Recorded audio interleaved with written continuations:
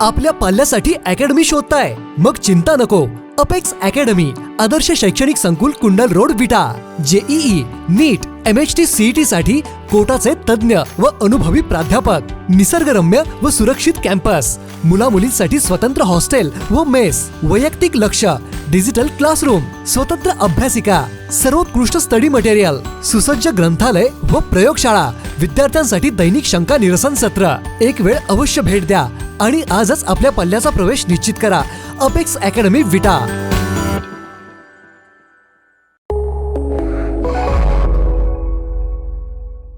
नमस्कार, मी अरुण आणि आपण पाहत आहात 7 स्टार न्यूज.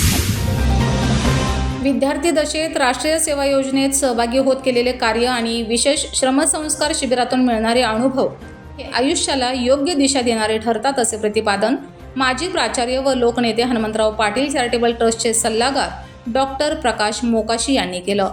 विटा येथील आदर्श महाविद्यालयाच्या राष्ट्रीय सेवा योजना विभागाच्या विशेष श्रमसंस्कार शिबिराच्या समारोप समारंभात ते प्रमुख पाहुणे म्हणून बोलत होते.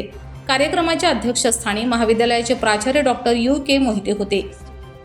यावेळी वेजेगावच्या प्रथम नागरिक सरपंच चंपाताई गुरव, राष्ट्रीय सेवा योजना कार्यक्रम अधिकारी प्राध्यापक गजानन चौगुले, प्राध्यापक डॉक्टर सुनीता रोकडे, प्राध्यापक सूर्यकांत शिंदे, प्राध्यापक प्रवीण फाळके, प्राध्यापक राजाराम पवार, प्राध्यापक अमर उधळे, प्राध्यापक मोहसिन मोमीन, प्राध्यापक शारदा डोंगरे, प्राध्यापक बेब बसरिया महालदार, प्राध्यापक स्नेहल कांबळे, शीतल लोखंडे, ग्रामविस्तार अधिकारी SK सपाटे, माजी वसुंधरा समिती समन्वयक नरेंद्र मोहिते, अतुल देवकर, मुख्याध्यापक SB पाटील, विशाल पाटोळे, मुकुंद देवकर आदी मान्यवरांची उपस्थिती होती. अध्यक्ष भाषणात प्राचार्य डॉक्टर UK मोहिते म्हणाले की शिवाजी विद्यापीठाचे सिनेट सदस्य वैभव पाटील आणि कैलासवासी यशवंत निवृत्ती देवकर चॅरिटेबल ट्रस्टचे डॉक्टर साहिल शेठ देवकर यांच्या मार्गदर्शनाखाली स्वच्छ भारत, स्वस्थ भारत या ब्रीदवाक्याने 7 दिवसांचे शिबिर यशस्वीरित्या पार पडलं.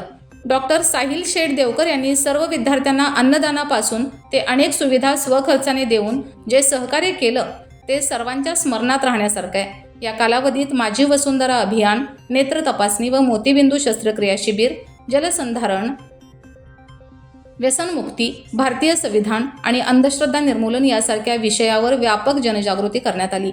शिबिरातील कार्याचा आढावा घेताना कार्यक्रम अधिकारी प्राध्यापक गजानन चौगुले यांनी सांगितलं की 115 विद्यार्थ्यांनी मरणोत्तर नेत्रदानाचा संकल्प केला असून त्यामुळे भविष्यात 230 अंध व्यक्तींना दृष्टी मिळण्याची आशा निर्माण झाली आहे. तसेच 175 ग्रामस्थांची नेत्र तपासणी करण्यात आली असून त्यापैकी 45 जणांना चष्मे देण्यात आले तर 16 जणांची मोतीबिंदू शस्त्रक्रिया करण्यात आली.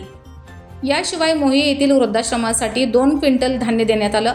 वेजे गावातील पर्यावरण संवर्धनासाठी आंबा, चिक्कू आणि पेरूची 100 फळझाडे लावून फळबाग निर्मितीचा उपक्रम राबवण्यात आला. तसेच गावातील 45 युवक युवतींना लाठीत काठी व मैदानी कसरतीचे मोफत प्रशिक्षण देखील देण्यात आलं.